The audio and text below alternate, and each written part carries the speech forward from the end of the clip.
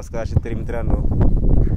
तर आज आपला डाळिंब लागवडीसाठी आपलं जे काम पावसामुळे उभारलेलं होतं तर ते आज सुरू झालेलं आहे आणि ह्या साईडला डाळिंबचं रोप पण आलेलं आहे।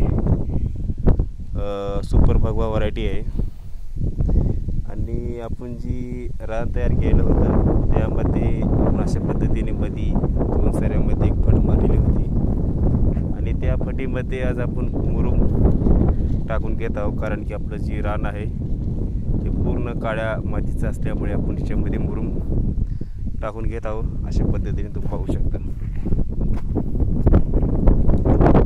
तर जास्त पाणी लागू नये म्हणून आपण जिथं आपण झाड लावणार आहोत त्या ठिकाणी 6.5 फुटावर आपण अशा पद्धतीने 1-2 टोपली मुरुम जी आहे टाकून घेत आहोत।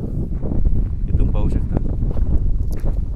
सतत 10-12 दिवस पाऊस लागल्यामुळे आपलं काम जे आहे ते बंद झालेलं होतं। आता 2 दिवस झाले आहे, तिसरा दिवस आहे आज पावसाने जी आहे उघाड दिली आहे आणि रान पण पूर्णपणे वापस झालेलं आहे, म्हणून आपलं मुरुम टाकून घ्यायचं काम सध्या चालू आहे। आता मुरुम टाकून घेतल्यानंतर हे तुम्ही पाहू शकता शेणखताची ढिगं, शेणखताची पण आपण ट्रॅक्टरने ढिगं टाकलेली आहे मध्ये।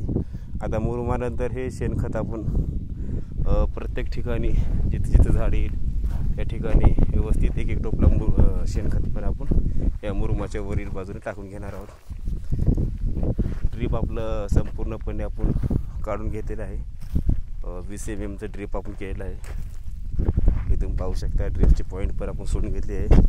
परवा दिवशी ड्रीपचे बंडल येणार नळ्या, नंतर ते आपण आतून घेणार। दोन्ही झाडाच्या मधलं जे अंतर आपण ठेवलेलं आहे ते 6 फूट आहे आणि 2 वळ्यामधलं जे अंतर आहे ते 13 फूट आहे।